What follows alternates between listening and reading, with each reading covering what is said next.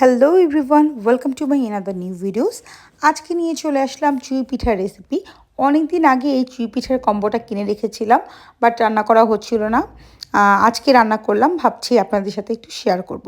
কারণ এই চুই পিঠাটা আমার কাছে একটু ডিফারেন্স লেগেছে। আমি আমার মাকে দেখতাম হাতে এই চুই পিঠাটা তৈরি করতো, মানে হাতে কাটা সেমাই, অনেকে বলে হাতে কাটা সেমাই, অনেকে বলে চুই পিঠা। যাই হোক, আমার মাকে দেখতাম হাতে কেটে এটাকে আবার রোদে শুকাতো অথবা ফ্যানের বাতাসে শুকাতো। দেন যখন এটা রান্না করতো তখন এটা ঘি দিয়ে ভেজে নিত। কিন্তু এই ক্যানটার মধ্যে লেয়ারিং করে দেওয়া, মানে ফ্রোজেন করে দেওয়া আছে এখানে উপরে খানিকটা নারকেল, তারপরে দেওয়া আছে গুড়, তার নিচে দেওয়া আছে সেই চুই পিঠাটা। আর চুই পিঠাটা দেখতে অনেকটা চাল অথবা ধানের মতো, আর এটা ক্যান মতো করা আছে। মোটামুটি হয়তো বা এখানে ওভারঅল সব কিছু মিলে 1 কেজি হবে মেবি। যাই হোক, আমি চেষ্টা করছিলাম উপর থেকে নারকেল আর গুড়টাকে একটু আলাদা করতে, নিচ থেকে চুই পিঠাটাকে আমি একটু ঘি দিয়ে ভেজে নিতে চাচ্ছিলাম। এই জন্য আর কি খুব করে ট্রাই করছিলাম যে উপর থেকে হয়তো সরাতে পারবো। পেরেছি, কিন্তু 100% আসলে হয়নি। কিছুটা চুই পিঠা এর মধ্যে চলে আসছে, আবার কিছুটা গুড় ওর মধ্যে রয়ে গেছে। তো কী আর করা, চেষ্টা করলাম ঘুরিয়ে ঘুরিয়ে একটু খানিকটা এর মধ্যে নিয়ে নিতে। তারপর হচ্ছে আমি এটাকে ভাজতে গেলাম। ভাজতে গিয়ে হলো আরেক বিপদ, কারণ এর মধ্যে কিছুটা হলেও গুড় ছিল, আর গুড়টা গরমে ক্যারামালাইজ হয়ে যাচ্ছিল, তাতে খানিকটা পোড়াও লেগে যাচ্ছিল। তো আমি যে যতটা প্রপারলি সময় নিয়ে ভাজতে হয় সেটা ভাজতে পারছিলাম না।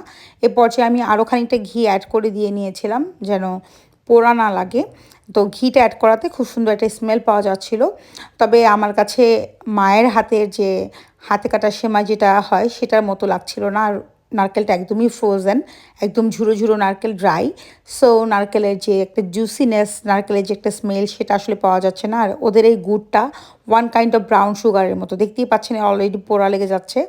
ওদিকে আমি চুলাতে বসিয়ে দিয়েছি 2 লিটার দুধ, সেটাকে জাল করে 1.5 লিটার পরিমাণ করে নিব, কারণ এখানে ঘন ফুল ক্রিম মিল্কটা ইউজ করতে হয়। তো যাই হোক, এটাকে অ্যাড করে দিলাম। এটা অ্যাড করে দেওয়ার পরে ভাবছি যে আর কি করা যায়, যেহেতু এটা ঘরের পিঠা না, ফ্রোজেন কেনা পিঠা ক্যান ওয়াইজ, তো এটাকে কীভাবে আর একটু ফিউশন আনা যায়। তো যাই হোক, আমরা যখন পাটালি গুড়ের জিনিসপত্র খাই তখন এর মধ্যে আসলে তেমন কিছু অ্যাড করতে পছন্দ করি না।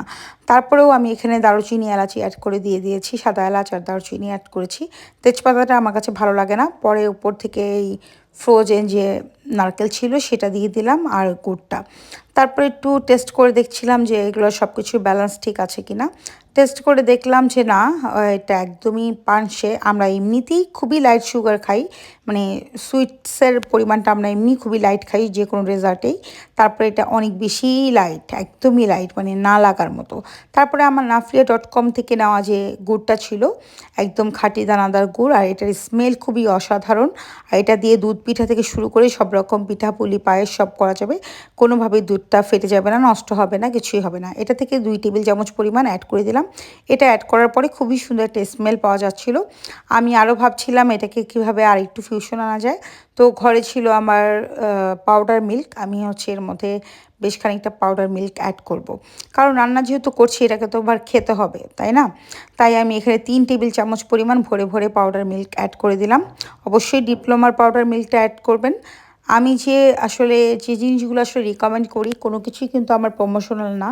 আমি চাই আপনারা ভালো মানের প্রোডাক্টটা আপনাদের টাকা দিয়ে পারচেস করে নেন, কারণ আমার কিন্তু কোনো কিছুই প্রমোশনাল ভিডিও না। আমার কাছে যেটা ভালো লাগে আমি সেটাই আপনাদের সাথে শেয়ার করি। পরে শেষের দিকে যখন আমার চুই পিঠাটা ফুটে এসেছে তখন 2 টেবিল চামচ পরিমাণ ঘি আর একটু উপর থেকে ছড়িয়ে দিলাম, যেন স্মেলটা একটু লক হয়ে যায় ঘির।